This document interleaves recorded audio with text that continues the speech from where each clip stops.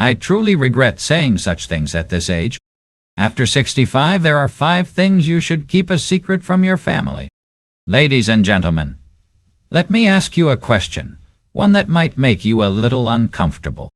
Have you ever said something in a moment of frustration or vulnerability that later made you think, I wish I had just kept that to myself? Not because it was untrue, but because it shifted the balance of your relationships in a way you never intended. You see, as we age, we accumulate wisdom, but we also accumulate regrets.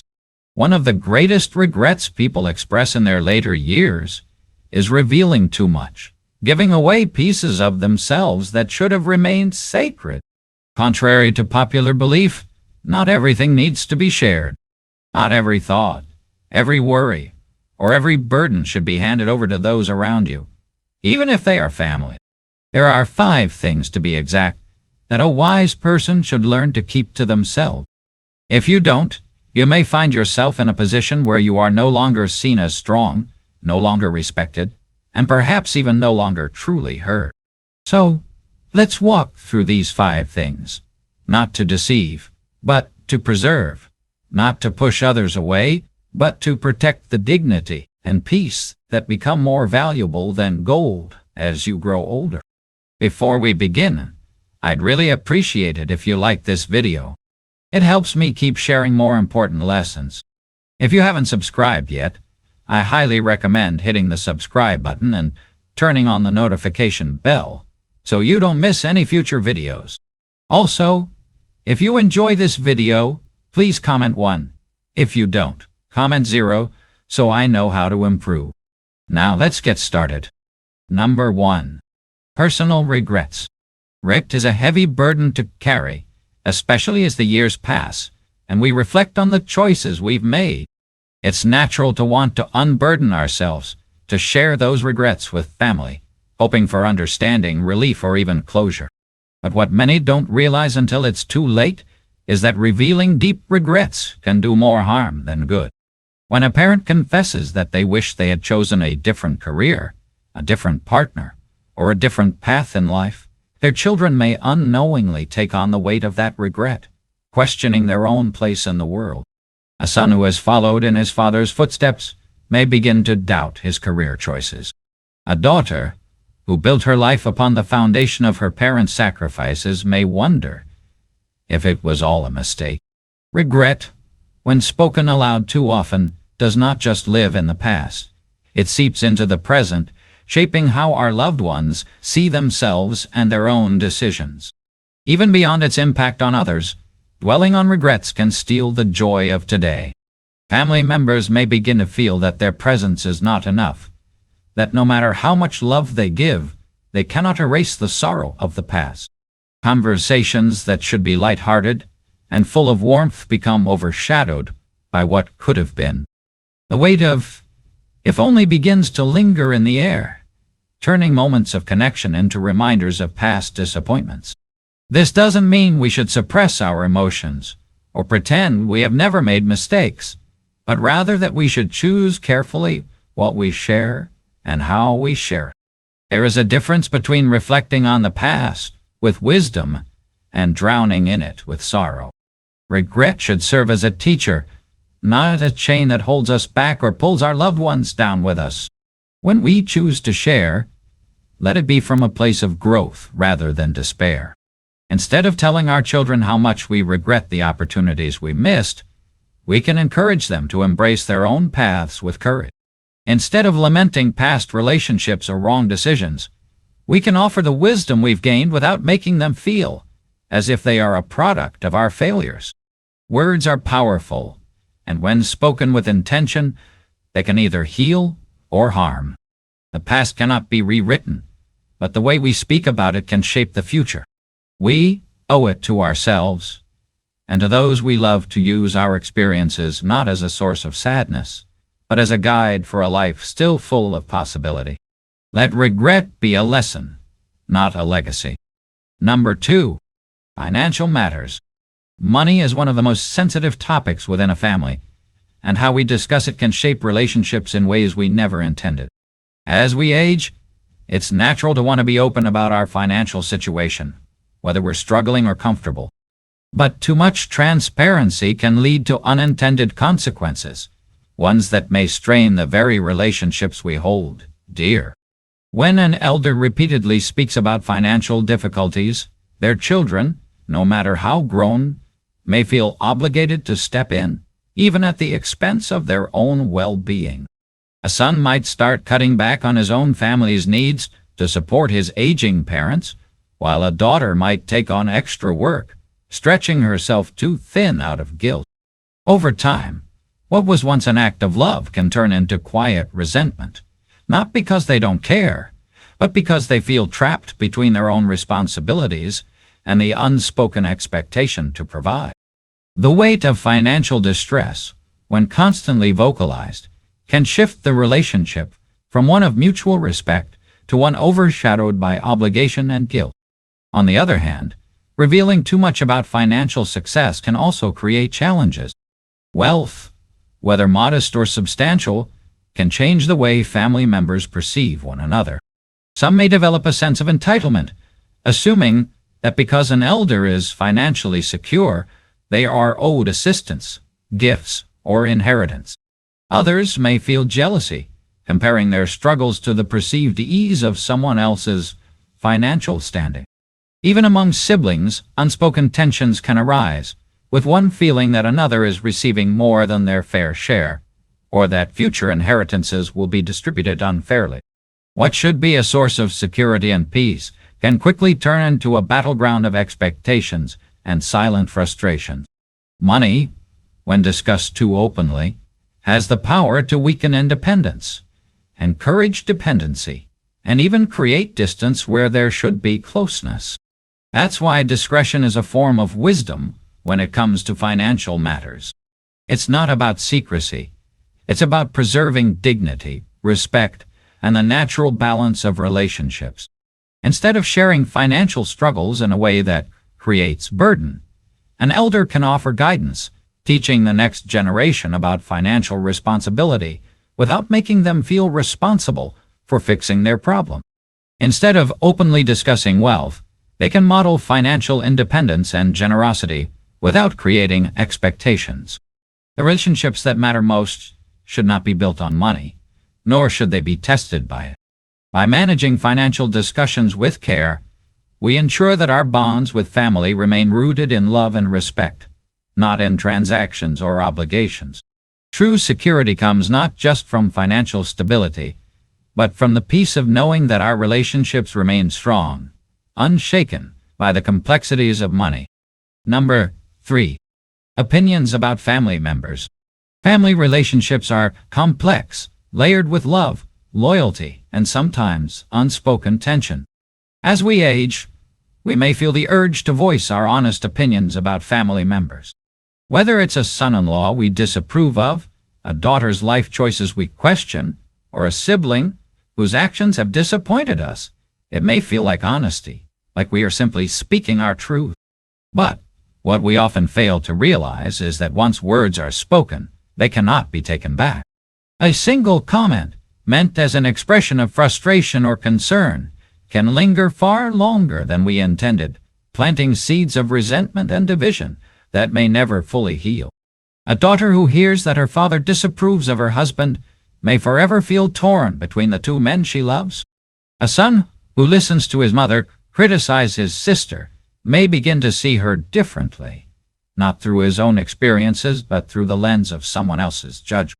A casual remark, once said, can change the way family members see each other, sometimes permanently. The truth is, not every thought needs to be shared, and not every frustration deserves a voice. Expressing disappointment in a family member doesn't just release our own emotions. It shifts the emotional burden onto others. It forces them to navigate conflicts they may not have felt before, to carry the weight of choosing sides, even when they don't want to. Family gatherings that should be filled with warmth and laughter may become clouded with tension as past words replay in the minds of those who were hurt by them. And while we may believe we are simply being honest, the reality is that honesty without kindness without discretion, can wound deeper than we ever intended. This isn't about suppressing feelings or pretending that everything is perfect. It's about choosing wisdom over impulse, peace over unnecessary conflict. If a family member makes choices we don't agree with, we must ask ourselves, does voicing our opinions serve a purpose? Does it bring healing? Or does it create division? There's a way to offer guidance without judgment, to share wisdom without condemnation. And sometimes, the greatest wisdom of all is knowing when to stay silent. Relationships are fragile, built over years of shared love, trust, and experiences. They can be damaged in a moment, but they take a lifetime to repair. If we want to preserve the bonds that truly matter, we must learn to guard our words carefully, speaking only when they uplift and remaining silent when our words risk doing more harm than good. Respect is not just given. It is maintained through the choices we make every single day. Number 4. Health concerns. As we grow older, our health naturally becomes a bigger part of our daily lives. Aches and pains that once seemed temporary begin to linger, doctor visits become more frequent, and the reality of aging settles in. It's only natural to want to share these struggles with family, to talk about the discomfort, the fears, the challenges that come with an aging body. But what many don't realize is that when health concerns dominate conversations, it can change the way our loved ones see us. Instead of being viewed as the strong, wise figures we have always been, we risk being seen primarily through the lens of frailty. The shift is subtle at first, a son who starts calling more out of concern rather than just to talk. A daughter who begins treating us as fragile rather than capable. While their intentions may be filled with love, the underlying message can feel disheartening. They see the illness more than they see the person. Beyond that, constantly discussing health issues can place an emotional burden on those who care about us. Our children, no matter how grown, still want to believe we are unshakable, that we are their anchor in a world that is always changing. But when every conversation is filled with talk of ailments, medications, and declining health, it can make them feel helpless, powerless to change what they so desperately wish they could fix. Guilt begins to settle in. Even when they are doing their best, they may start feeling like no matter how much they check in, how much they care, it is never enough to ease our suffering. And that guilt can create emotional exhaustion, leading to distance, not because they don't love us, but because they don't know how to carry the weight of our struggles along with their own. This does not mean we should suffer in silence or hide serious health issues from those who need to know. But there is a difference between keeping loved ones informed and making illness the central theme of every conversation. Instead of focusing on what is failing, we can focus on what remains strong, on the love that still surrounds us, on the wisdom we can still share, on the moments of laughter and connection that are still ours to enjoy. Strength is not just about physical ability. It is about the way we choose to face each day. When we speak of health, let it be with balance, with honesty, but also with resilience. Because our loved ones don't just want to care for us, they want to enjoy us. And the best gift we can give them is the reassurance that we are still here, still living, still finding joy in the life we have left to live. Number 5. Psisis. Personal fears. Fear is a natural part of life, and as we grow older, it can become even more pronounced. We fear the unknown, the changes in our health, the possibility of loneliness, and the uncertainty of what lies ahead. It's tempting to share these fears with family, hoping for comfort, reassurance, or simply a listening ear. But what we often don't realize is that constantly voicing our fears doesn't just affect us, it deeply impacts those we love. Our children, no matter how grown, still look to us as their source of strength and wisdom.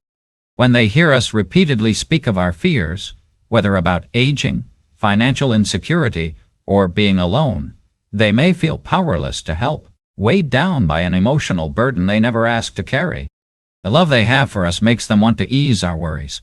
But when those worries have no clear solution, they are left with guilt, stress, and even helplessness. What was meant as an honest conversation can turn into an emotional weight that lingers long after the words are spoken. Beyond the burden it places on loved ones, constantly voicing our fears can change how they perceive us. Instead of seeing us as the resilient, capable individuals we have always been, they may begin to treat us as fragile, uncertain, or in need of protection. Decisions that once belonged to us may start being made for us, not out of disrespect, but out of an unspoken belief that we can no longer handle things on our own. A son may insist on taking over financial matters. A daughter may start micromanaging daily routines, all in an attempt to shield us from the very fears we have spoken about. And though their intentions are loving, the result can feel stifling, even disempowering, leaving us feeling less in control of our own lives. But perhaps the greatest danger of constantly speaking our fears is the way it shapes our own mindset. The more we give voice to fear, the more it takes root, growing larger and more powerful than it deserves to be. Fear should not dictate how we live, nor should it steal the joy from the time we still have. Instead of focusing on what we are afraid of, we can shift our perspective to what we can still control.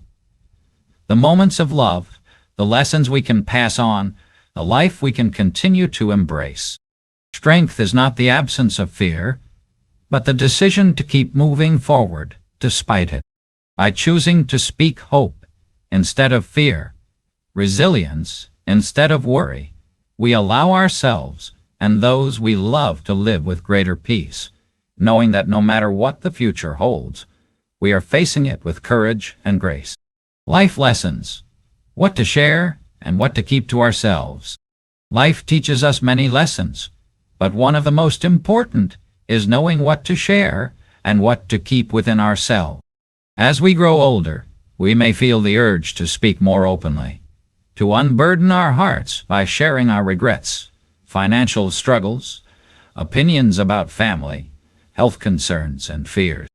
But wisdom reminds us that not every truth needs to be spoken, not every thought needs to be voiced. Words once released have power. They can heal, or they can hurt. They can bring families closer, or create quiet distances that never fully close. Sometimes, in our attempt to seek comfort, we unintentionally shift the weight of our emotions onto those we love, making them carry burdens they were never meant to bear. A child should not feel responsible for their parents' regrets, nor should they feel trapped in the financial or emotional struggles of someone they admire. Love is about connection, but it is also about protection. Protecting the dignity of our relationships, the peace within our homes, and the strength of the bonds we have spent a lifetime building. This does not mean we should isolate ourselves or pretend that life is perfect. It simply means choosing our words with care, ensuring that when we speak, our voices uplift rather than weigh down, inspire rather than discourage. Instead of dwelling on past regrets, we can offer wisdom that helps the next generation avoid the same mistakes. Instead of openly discussing financial hardships, we can teach the value of responsibility and independence. Instead of voicing every disappointment or criticism about family members, we can encourage harmony and understanding. Instead of making illness the center of our conversations, we can focus on the life and love that still remain. And instead of speaking fear into the future, we can show resilience, proving that even in our later years, we are still capable of strength, wisdom, and grace. At this stage of life, peace becomes more valuable than pride, and dignity is worth more than the temporary relief of venting emotions.